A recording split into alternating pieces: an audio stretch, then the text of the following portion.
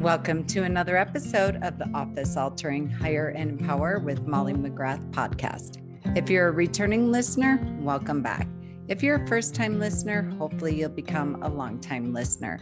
As always, I'm your show host, Molly McGrath, founder of Hiring and Empowering Solutions and creator of this revolutionary podcast. You can check us out at hiringandempowering.com.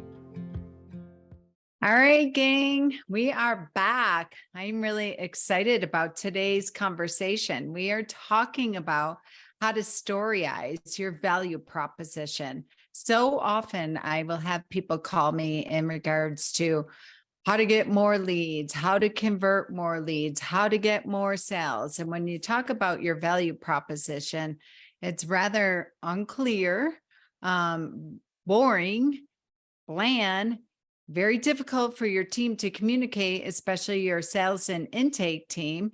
And a lot of times it's reading like a bio that you write with all your credentials, especially you all as attorney. You love all your letters after, you love all your designations after.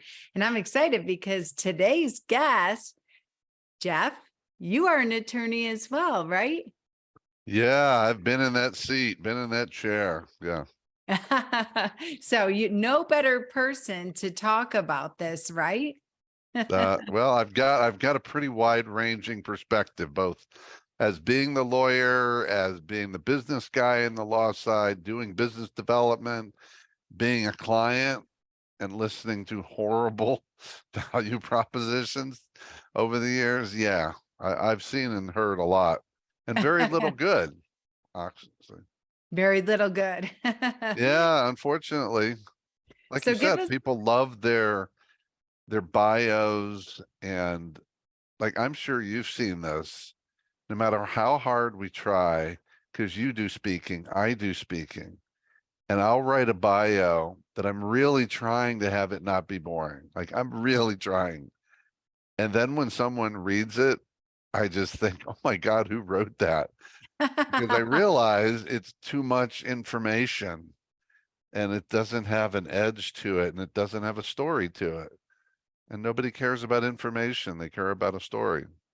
yeah, my one of my first mentors told me when training me said stories sell, data tells. And I always anchor to that. I love that kind of mantra to anchor to, because your business is about transforming people and organizations one truth at a time. So before we kick off and get into today's topic, give us a little bit of your backstory. So the backstory we touched on a little bit already. I started my professional life as a lawyer. I like to describe myself as a now fully recovered lawyer. And I also honestly call myself a slow learner, because I practiced law for 17 years before I realized I didn't want to do it. And I realized that I didn't really want to practice law. I liked the business side. And so I decided to stop, and I left the practice of law and got into business development and was selling professional services, including legal services for a time, but selling very similar services. I mean, legal services is the invisible. So I was selling the invisible: consulting services, legal services, technology services, accounting services. And then I found my true calling, which was, and it's a longer story, but I really did stumble into it. I wrote a book on how to run law firms like a business, and someone called and said, "Do you do coaching?" And I gave the correct answer, which is yes, I do. And at the time, I thought you were I going to say didn't. the attorney's answer, which is it depends. No, you got to let go of that answer, because most attorneys, for good reason, are risk averse. And that Yeah. shows up in our business development efforts and how we talk about ourselves, because we're risk averse. And that's good for our clients, but not necessarily good for us in Business. terms of how we build our business. And yeah, and that turned into a coach, speaker, consultant. And now I have dual roles because I continue to do coaching and consulting. And I'm also CEO of a startup law firm in Tampa Bay, Florida, which is very focused on entrepreneurs. And a lot right now is about going out in the market and telling that story in a way that immediately gets people attention, but in an authentic way. In an authentic way. I love that. So talk to us about that, how you storyize your value prop. And I assume a lot of vulnerability and authenticity comes in that. Yeah, well, the first thing is, let's back up. You said a great phrase. You said that stories sell and data Big tells. details. Yep. And notice, and that's a phrase I've heard many times, notice how we tend to put it in a bucket of information and versus sales. Well, part of the problem in that is if we're thinking about selling, we're going to talk as if we're a salesperson, and not a very good one if we're lawyers, because lawyers fundamentally believe that selling is dirty, that it is something, in some cases, we don't even think we're allowed to do it. And the truth is we are. It's just more limited ways to do it. And over the years, I've had a lot of lawyers. In fact, I had a lawyer that worked for me in my firm years ago. We started putting business development goals in place. And he came to me and said, I've got a problem with this, because he said, I went to law school so I wouldn't have to go into sales. And I said, well, I appreciate that, Tim, but the reality in a business like this is everybody needs to be out building relationships and developing opportunities, and call it sales. But if we're afraid to call it sales, we won't do it well. And that's one of the big shifts for lawyers, is to understand it is a sales process. And then where does our story come into it? Because the story may just be designed not to sell, but to get someone's interest. Because that's really what it's all about, is the story that gets them interested in hearing more information, and not without boring them to death. I love that. And I don't know if it was intentional where you said, well, a sales process. So if you anchor to the process, but bring in the story, the relationship, as you said, and shift it. A lot of times I'll say to people, well, if you create value, and you're so often, I'll get off of a sales call and people will say to me, wow, thank you so much for this coaching call. And for so often I would be like, this isn't a coaching call. This is a sales call. And I recently read or listened to an amazing book called Getting Naked by Patrick. I'm going to butcher his name. Lencioni. Thank you. Patrick Have you listened Lencioni. to that? I have. Yep. Yeah. And I loved it because I listened to it this weekend. I'm like, oh, this is going to come right in alignment with our conversation, because if they say, thank you for the coaching call, I did my job. Yeah. And the thing is that you talk about the power of stories. First of all, I think we need to get away from sales first. A friend of mine wrote a book many years ago, and the book was called Stories, the Stories That Connect Us. And the concept is that we connect as humans through stories, not data. Like, think about the question, do I really want to hear your information as a human, or do I want to hear your story? I want to hear your stories. And that's how we interact and interrelate with each other. So now if we're not doing that in the business development realm, now we're having a conversation that's actually foreign, and it feels uncomfortable because it's not human. And stories humanize our interaction. That's fundamentally one of the most important things that stories do. Wow. So, and I love that because you get the information from your website, if you have a up-to-date website, or from your social channels or your email marketing or what have you. You can, by and large, potential clients can get that information. How do you, if I'm listening to this, I'm like, all right, tell me more. You've piqued my interest. How do you storyize your value prop? Okay, well, first of all, we have to really believe in the power of story. Second of all, we have to get past a lot of us have this. I hear it regularly.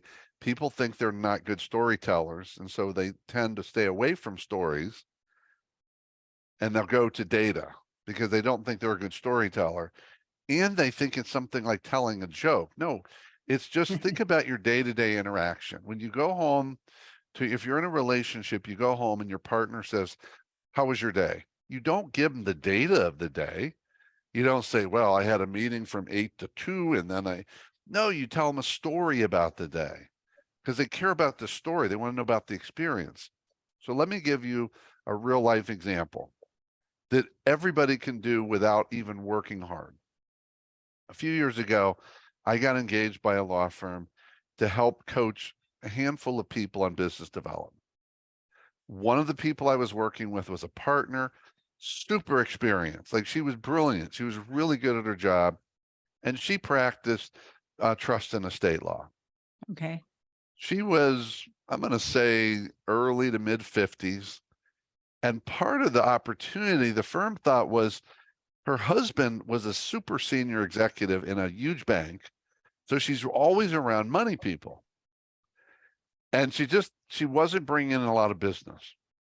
So we sat down, and before I even started, she looked at me. She had this wonderful Southern accent. I can't remember. I knew she was in North Carolina. I think she grew up in Mississippi. And she said, "Jeff, I need to tell you two things. First of all, the way I was raised is to talk about yourself is prideful. So I just won't do it. And second of all, I was told that my role with my husband is to be on his arm. So I'm not going to steal the spotlight." That was the opening 30 seconds. And I thought, okay. So I said, "Tell me how a normal conversation goes when you meet people." She said, "Well, I'm typically introduced. How often do they ask you what you do?" I said, "Almost every time." "And what do you say?" "I say I'm a trust and estates lawyer." And I looked at her and said, "Don't ever say that again. Ever. Because that's boring and nobody cares what you do." No one actually cares what we do, but that's all we answer. We tell people literally what we do or the title we have. I'm a business lawyer. I'm a personal injury lawyer. I'm a bankruptcy lawyer, whatever it is. No one cares. They want to know who you are and what you're about. So I said to her, "Tell me a story about one of your clients." And she told me a really amazing story about how not only did she help the client with, there was a estate, but she said two siblings who had not talked in 30 years started talking again through this Mm. process. So I said, "So you really touch people's lives?" She said, "Yeah." And then I said, "So sounds like one thing you do is you help navigate people through the most difficult time in their lives." She said, "Yeah, I do that all day long." And I said, "How do you feel about talking about your clients' stories?" She said, "I love talking about my clients." I said, "Okay, here's the deal. Next time someone asks you what you do, you're going to tell them this story that you just told me." "How does that feel?" She goes, "That feels awesome. I can do that all day long." And she started off with something like, "I help people navigate the most difficult time in their lives." "Really? Well, how do you do that?" "Well, I practice law, but what I really do is I interact with all the dynamics that are happening when you have a death in the family and it's complicated and there's family issues. And I'm here to support the family and help them get through a tough time." Hmm, that's memorable. That's human. That tells me who she is. That tells me that she cares more about her clients than some story or some logo she's got or some tagline she's got that's fancy. Not all against taglines, but it was really easy for her. And she had a lot of barriers, but I just gave her permission to be her and tell her client stories. And so those two rules that she came in with, never brag about yourself, never be boastful. You flip that on its head Mhm. because you weren't making it about her.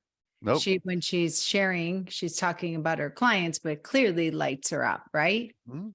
And then the second one was just to be on her husband's arm. The second one was that she didn't want to upstage her husband, but she knew that she would be asked those questions. So it was fine for her to answer the questions.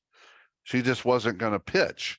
I said, "Well, don't pitch. My God, don't pitch. I would hate if you pitched me. Just tell the story." So she was just answering the question in a different way. So it fit within her parameters of how she wanted to walk through life. And it helped create a new dynamic conversation because she wasn't disclosing. Now, here's the thing. I'm going to just bring this up because of lawyers. Lawyers are risk averse. So I guarantee you some people hearing this are saying, well, your clients are confidential. Can't talk about it. That's Yep. not true at all. Who your clients are is confidential. The details of the story are confidential. The story is not. There's no limitation to saying, well, I had this client and this was what the scenario was. But lawyers love to go to what they can't do. I mean, I even had a lawyer a number of years ago. I was doing a workshop on business development, and the guy's in the audience, and he said, I said, any questions? He said, yeah, someone recently called me and said they had a referral for me. And they gave me the person's name and phone number and said that they were interested in talking to you. He said, what should I do? I thought he meant like, what should he say? And I started talking, well, here's some different ways to approach. He said, no, no, no. I mean, literally, what should I do with the phone number? I said, call them. And he said, he said, I'm not sure it's okay for me to call them. I said, why on earth not? He said, well, you know, I'm not supposed to solicit. I said, it's a referral. But he was so terrified. And what happens is, I think we're terrified, but the terrified gives us an out, because if we're terrified, then we can stay in our comfort zone. And I don't want to do outreach, and I don't want to have those conversations. So I hide behind what's permitted or not. And I overestimate the limits, so I don't have to engage in the behavior. So that's a big challenge for lawyers. How can I storyize it if I'm afraid to even talk about it, other than I practice business law? Wow, boy, that rocked my world. I want to talk more to you. Not Well, not even that, but the other side of that is I do pick up the phone, I call them, and then the client engages me and hires me. Now I have all this other panic about referral fees and the bar association and all these other things, versus if you're anchoring to the story, whether your story is a value prop or getting to know the client's story. I'll give you an example. This just hit me when you were talking. Many law firms that I work with, they'll show me, they're like, we have a lot of cancellations. We have a lot of reschedules. We have no shows, you know, what have you. I'm like, all right, wait, time out. Walk me through your process, your intake process. Okay, somebody calls and they want an appointment with the attorney. And then what happens? Well, we book it, but then we send them their homework, the intake form, the preparation form, and it's 18 pages long, and it's about all their financial information and what have you. By and large, I work with trust and estates attorneys, ironically. And I'm like, wait a minute, you know nothing about this person, you know nothing. And I even have firms that will cancel the appointment if the client doesn't do their homework because they have a story in their head that the client's not serious or not interested or has no money or what have you. I'm like, I think the storyizing, the value prop, goes both ways. If the barrier of entry is you can't even get in here if I don't know your personal story, like how can you build a business like that? well, in your example, I'm just going to zoom in on the language you used.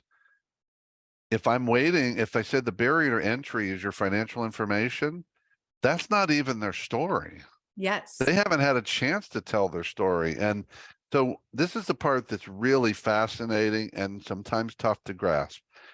There's two ways that I can storyize my value proposition. One is I turn information into a story. And we can keep talking about some examples how to do that. It's important. The other way I do it is through the questions I ask, because through my questions, I tell my story through their scenario. And I'm not talking about situations like, let's say I'm engaging with you potentially, Molly. And I sit down and I'll say, this is a great opening question. So Molly, tell me your story. What's going on? If I do that way, you start telling me the story, and you know what? Some of it might not be relevant, Right. but it doesn't matter. It's relevant to you. Let your people tell their story. And as they do, what you don't want to do, because this is not a story, you do not want to say, oh, I know exactly what you need. Because now your value proposition is, I know a lot. I'm a really smart person. I'm super experienced versus, listening really well to their story and then sharing a story that fits. To say, it's interesting. I came across something like this a couple of years ago. Now, there were some differences, and it was really awesome because we were able to do this and this. Now, I can't guarantee it, but what I've done is I've told you what my value proposition is through your story. So I didn't even have to tell a story. I used your story and I put my value proposition into your story. That's amazing. Now there's a story happening, but you didn't really even tell it. You told it through your questions. And so say the question again that you just The kicked one off. I would say, Yeah. Tamale, tell me your story. What's going on? What's going on? I love that.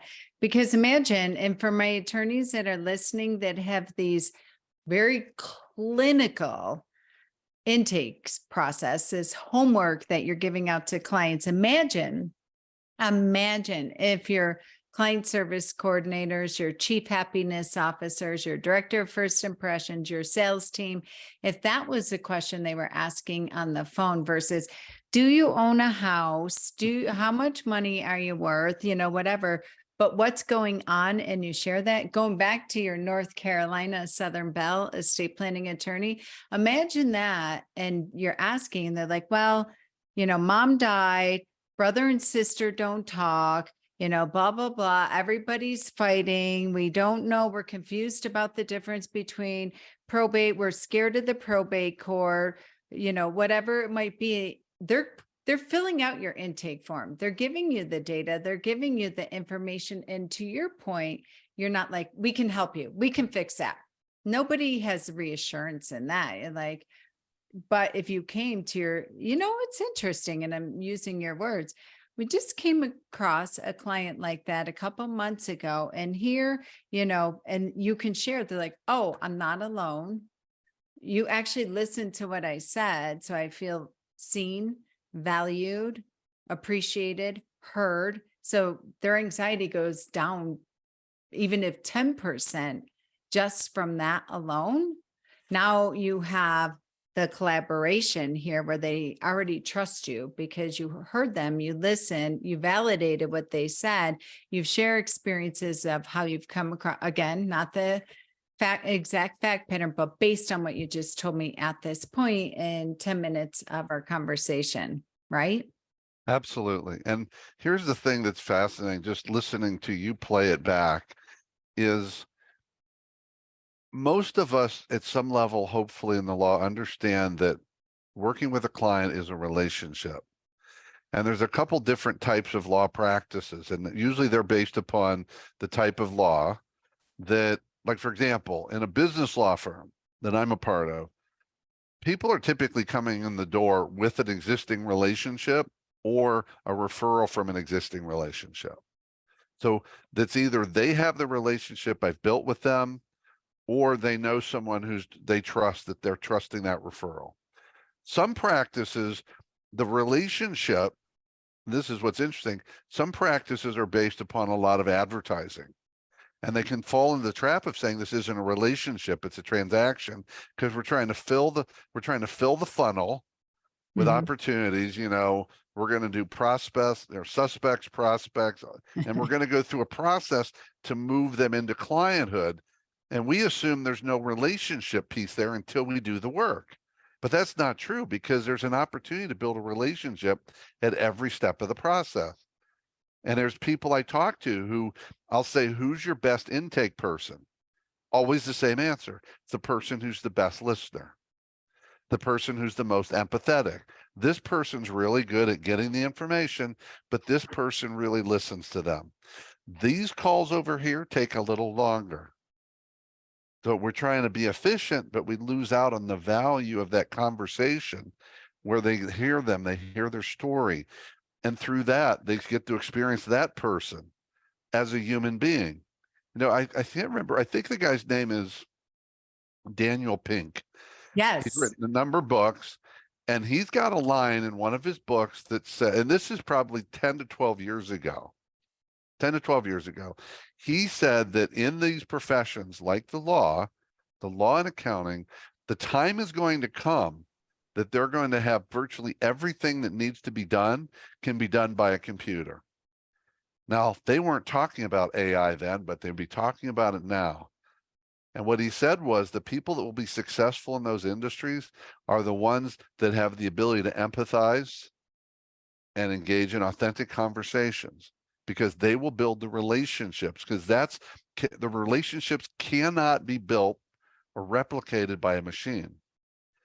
And I can tell you right now, the future in law is AI if we let it, because a lot of that intake process, it's perfect for AI, except there's no connection that's happening. That's the problem. Can you use AI to intake client? Absolutely, you can. The AI can do it as well technically as a person, but they can't demonstrate empathy. They can't really draw out their story and connect at a human level. And that's what stories do. Stories allow us to connect at a human level. Wow, you said a lot there.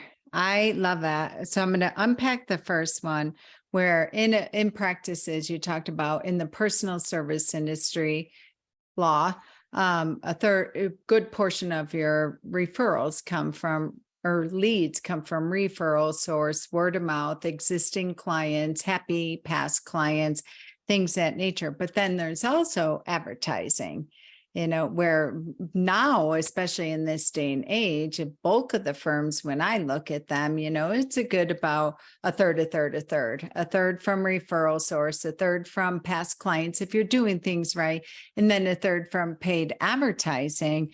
And what I love, I'm even thinking of my big PI firms where they're spending so much money on advertising, what have you, but you can still build the relationship. Like I'm even thinking a lot of my law firms, they'll do webinars, they'll do workshops, they'll have an evergreen video process where you're asking those powerful questions. So for those of you listening that are doing workshops, that are doing webinars and things of that nature, go back and look at your presentation. Go back at what you're saying in your videos, because I've seen some of them. And if you hang with me, I'm a truth teller. They're bad. They're really bad because you're making it all about your law degree. You're all making about what you can do for them. It's all legalese. And there's many workshops that I've watched. I'm like, oh my God, that's like watching paint dry. First of all, you're just telling me how great you are. Opposite problem of your North Carolina attorney. But I love this because you can even begin this in the marketing, because we all know it is so hard to get people to actually get in the Zoom room or the conference room with you to even do the initial consultation, which I can't stand that word. It sounds so clinical anyways, Yeah. Using something like a vision meeting, your goal setting meeting, a discovery session, whatever, but you can do the work that it takes to even get someone in front of you to buy from you. I think that's where a lot of people are missing the mark. Well, and I think it all keeps coming back to we've got to be really careful that we don't over focus on process and efficiency. It's absolutely valuable. It is, but we need to make sure that whatever that process is, we don't dehumanize the process in search of efficiency. So how do we keep the humanity in that? Wow. I love that. So many people going offshore, which I'm a fan of. My gal in the Philippines, she's phenomenal. But so many people, I just had a call with a firm this morning. They're like, oh my gosh, we are offshoring all of our intake to overseas, what have you. I'm like, you do, and they do estate planning. I'm like, you're not paying me for business consulting, but I would really take a pause on that one. Because to your point, you said the future of law is in AI if we allow it. AI. Here's the thing. I believe this, that lawyers and law firms that resist AI are going to get trampled by it. The question is, how can we utilize AI and get the value of AI without losing ourselves in it? It's not about becoming an AI lawyer or an AI law firm, but really getting clear on what our true value is. You know, I've had some lawyers, I've been playing around with this idea with my partner of doing something in the AI space around law. And we both agree that there's a lot of the law, some of the just putting things together, that doesn't require our genius. It doesn't. And the question is, are we valuing our genius and selling our genius, or are we selling the commodity part, which is going to be replaced by AI? It just is. The question is, how long will it take? And so I tell lawyers, stop resisting AI, look for a way to integrate it, but keep the human touch. Now, I don't know. I'm still learning AI. I'm really curious to now. I'm thinking I want to go to ask one of the AI platforms this question, give them some data and say, turn that into a story to see what comes out. I might be amazed.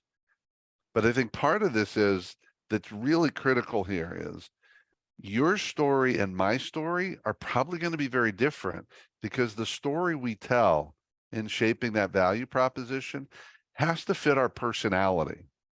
Yes. So Brent, for example, my partner, Brent is a humor guy and I'm a humor guy, but our humor is different. He doesn't tell jokes, but he's doing things that are clearly intended for humor. Okay. And I do too, but we do it differently because our personality is a little different. So I'll give you a quick example because this is one I've used recently. I was at an event and I had 3 minutes to talk because we were a sponsor. 3 minutes isn't a long time. Most people think I need 20 minutes. So I'm going to try and replicate it without laughing. Okay. So this is what I said. I went up and I said, yes, we're a Corex Legal. We're a law firm built for entrepreneurs by entrepreneurs. And we're the what law firm? Because we don't charge by the billable hour. And when people hear that, they go, what? And when we talk to our clients, we're more interested in what their business goals are than their legal issues are. And they say, what? And when we sit and talk about the future, we really listen to them, and they get done and say, you really seem to care about us and our business. And they say, what?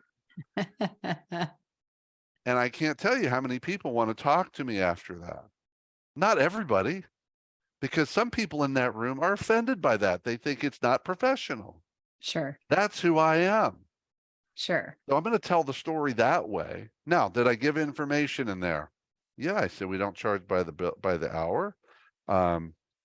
We do focus on the business. We have to back that up. And we really are curious about the business as much as what your legal issues are.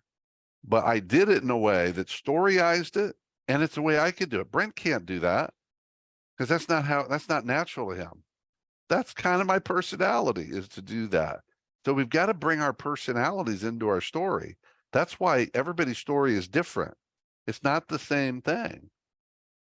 That's why, and that's the key word you said earlier. We didn't talk more about it. There's a vulnerability in that.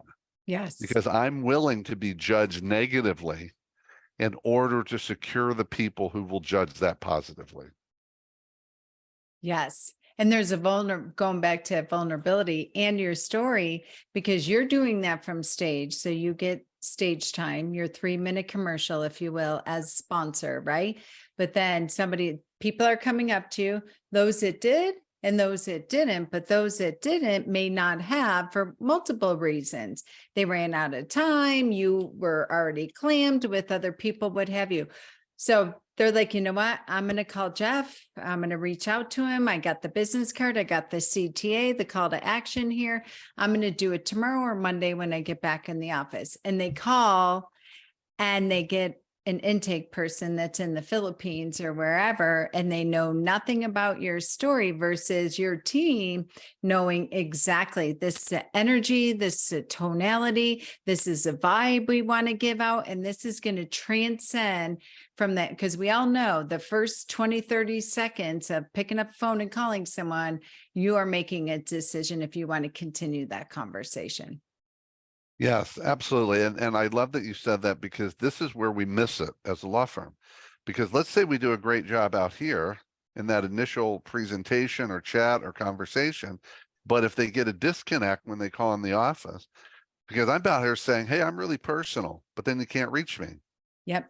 Or I'm quickly pushing you over here. Now, maybe it's appropriate, but I've got to do that in a way that doesn't create a disconnect in the story I've created, I plan to seed. We have to stay in alignment with that story, right? And again, you've got to stick with who you are. And that means taking some risk, because me doing that has some risk. Here's where I learned this, Molly, years ago. It had nothing to do with law. I was doing a talk on networking and this concept of 30-second commercials. And I said, one of the things I said is, stop telling people what you do. They don't care. And if you're in a profession that has baggage, definitely don't do that. And so I made a list. It was shocking. I had a flip chart. Tell me the professions that have baggage.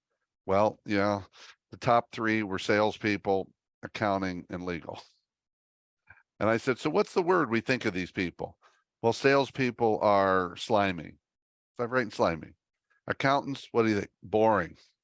Lawyers, boring or dishonest. That's what they're telling me. Yep. I said, so if this is what people think, why would I walk up to someone and say, I'm a lawyer? Because what they immediately pictured are their negative connotations. Let's say something else. So I said to the group, who here has ever introduced yourself in a unique way? Younger guy stands up and said, well, I have. And I said, so tell me how you've introduced yourself. He said, I tell people I'm an event planner. I said, okay, what do you actually do? He said, I'm a funeral director. And I went, I love that. I said the same thing. I said, I love that. I said, how did it work? He said, it worked really well. I mean, people just really were drawn to it. And I said, well, how's it working now? And he said, I quit doing it. I said, why did you quit? And he said, because it turned some people off. They thought I was making light of a serious subject. And I said, man, with all due respect, I think you missed the opportunity, because you were trying to be something to everybody. But you had a statement that automatically put people in that they leaned towards you or they leaned away. And there's nothing better than that. You don't want everybody. If someone who's very, serious about this and they don't think that's funny, they're not going to hire you anyway. No. They're the people that, so he was trying to be all things to all people. And that's where we make the mistake. Be you. That's the thing. Be you. And I try lots of different things in my storytelling. I'm like, one of the things I've done that it's a law example is I'll get up and, I got 60 seconds, like a networking thing. I'll say, so how many of you ever hired a lawyer before? A lot of people raise their hand. I said, look, I know everything. So I can tell you exactly how it went. You sat down and talked to them about what your needs were. And at the end, you said, how much is it going to cost? And they said, I don't know. And you said, when will I know? And they said, at the end. Well, what will it depend on? It'll depend on how long it takes. And I said, at that point, you're already staggered. Your knees are buckling because you've never had that conversation before. And then you say, well, so what's your hourly rate? And they say something like somewhere between $500 and $1,000 an hour. And then that's when you pass out and you hit their head on the table. And when you get up, you keep shaking your head saying, did I really hear that? And everybody laughs. And I said, we said that doesn't make sense. So we do everything on a fixed fee. The value proposition is fixed fee, but I set it up with a story that they could all relate to, and they all laugh because they all had it. And I Yes. exaggerate a little bit. Did anybody really pass out from that? No, but that's who I am. That's who I am. So I always say, be you plus about 15%, Mm, because otherwise you will tend to be less of you because you're uncomfortable. And the fact is, if you're trying to be 15% more, you actually end up being you. And there's a risk that some people aren't going to like it, and that's okay. yep. What's the saying? If you're for everybody, you're for nobody. Exactly. And so I love what you're saying, and kind of to tie a bow on everything that we talked about, because gosh, we have like 3 different subjects going here. The future is in AI. The future of law is in AI, ... if you allow it. And then lawyers and law firms that resist AI are going to get trampled by it. And I love that fact pattern that you're saying, and bringing this in with the stories of your value proposition, right? So if you can lean on AI as much as possible to do the research, to do the legalese, and I know attorneys are like, you're downgrading and degrading all the time, energy, and money I put into my law degree, which we all know is no small feat at all. But at the end of the day, you can hold on and white knuckle that belief all you want. But I think what I'm hearing you saying is that's going to destroy you. If you can embrace it, leverage it, lean on AI. I mean, I'm in Facebook groups with attorneys where they're like, write a motion to dismiss for blah, blah, blah, blah, blah, and they'll throw it into AI. And many of them are like, I would not change one thing, maybe one, maybe 2. So if that's a truth, if that's a brutal truth of the reality, okay, and we can lean into that a little bit and take all of our energy and effort and shift it towards the front of the house, because all that matters post engagement. But there's many people that don't have money in the bank, many law firms that are struggling to cover payroll and what have you. And I feel like now this conversation's kind of shifting it a lot for me, and you tied a bow on it so beautifully.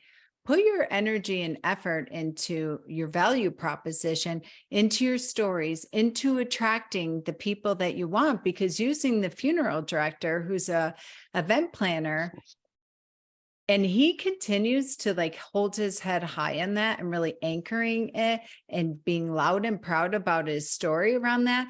Imagine the clients that he's going to engage and attract that he enjoys, because they like him plus 15%. And you focus on your story and your value proposition. And once you can play with that and really get that in your bones and your blood, like, yeah, I'm not going to apologize for who I am. I am the attorney that's unprofessional, that's witty. I am, when they call the phone and they get your client service coordinator and they talk to him and she's like, oh, you were at the ABC event. Oh my gosh. Did you get the what story? Oh my God. Yeah, I love that he did that. Right? Yeah. And I think something you said in there that's really important for people to think about. You didn't say these words, but everything has a yin and a yang, because you said that some of the lawyers are saying you're downgrading all this stuff I learned in law school. Well, first of all, we didn't learn much in law school. It's a marathon. We got through it. We learned how to practice law after law school. Law school truly did teach us how to think. But when practicing law, you got to learn how to practice law. And too often we don't learn how to be a counselor. We learn how to be a lawyer, and people value the counselor. So yes, if we go to AI and some of this, we're going to downgrade some of the doing, but in doing that, we're going to upgrade our wisdom. And your wisdom is so you downgrade doing, but you upgrade wisdom when you make this shift. Wow. I think that's a mic drop right there. Your wisdom. I love that. And anchoring that to your story, which communicates to your value prop and allows you to take a deep breath about all this sales, conversion, what have you stuff. And if you can anchor to this process, which honestly, you just laid out a beautiful process for us. How I think a lot of attorneys that resent their practice and they leave law a lot of times is because they're coming at it the wrong way versus this way, and actually having a very light. And, you know, one of my first coach said to me, is it light and easy or is it heavy and hard? Those are your two measuring stick. There's no maybe in between because you're trying to convince yourself. Right? I agree. Yes. Yes, So yes, tell yes. our listeners how they can learn more about you, how they can engage with you.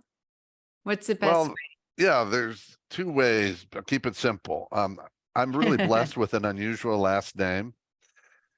So if you can spell my last name, which is Nischwitz, if you go, you'll find nischwitzgroup.com, which is my Yep. website. But that's the boring stuff. That talks about what I do and all those. There's some story. It's storyized, but it's Oh, still yes, just it reading. is. But it's Mhm. it's a little different. You'll find that when you look at it, you go, well, that's different because I'm different. But also track me down on social media. I do videos every day on some topic that probably, and they're all over the place. They're not just about business development. They're not just about value propositions. They're about leadership. They're about how to just live life differently. Just jump in there and jump into the conversation. Yes. But And yes, so stalk me. I'm inviting you to stalk me. I will have it in the show notes. But for all of you that are cooking, exercising, driving, listening to this, which is a big group of people per our podcast analytics, you're going to go to NISCHWITZ group.com. And I will tell you, I would highly recommend that you get the book Snow Globe Leadership. I love your tagline, Shaken Not Settled, best-selling author. And the book that I'm going to highly recommend that I just recently read that you and I talked about, Just One Step. Phenomenal book about your powerful walk on the Camino, which, you know, I'm doing in September, doing a taste of it. But there's so much. I just love each chapter that is just. And I think it's an amazing leadership book for many of our law firm owners as well. Thank you, Molly. I'm honored to hear those words. Yes. And I'm going to have all of your LinkedIn, all your social profiles here, YouTube, what have you, for those of you that are online, and go back to our website and you can go to the podcast tab if you're listening to this while you're exercising or what have you. And the links will all be there forever and ever for you. Thank you, Thank you Jeff. for the story sharing session. Oh my goodness, this was fantastic. I'm going to have you back for a whole conversation on AI. That's dangerous. But yes, bring it on. Yes. All right. Thank you for being our guest. I'm deeply, deeply grateful for you, for your time, and for the amazing work that you're doing out in the world. Thank you, Molly. All right, listeners, until next time, continue to be legal leaders leading legal leaders. We've reached the end of yet another episode of the Hire and Empower with Molly McGrath podcast, where dream teams of entrepreneurs in an entrepreneur's world really do come true. Listen, whether you're a business owner, employee, executive, or hiring manager, we fully understand hiring, onboarding, and leadership is expensive, exhausting, often overwhelming, and absolutely time-consuming for the already taxed professional. Well, we have your back on all fronts. For 25 years and counting, we have transformed over 4,000 law firm teams into the most efficient, resourceful, and profitable asset of your business. Check out our Smart Hire solution, our employee leadership program, and the 66-day law firm turnaround at hiringandempowering.com.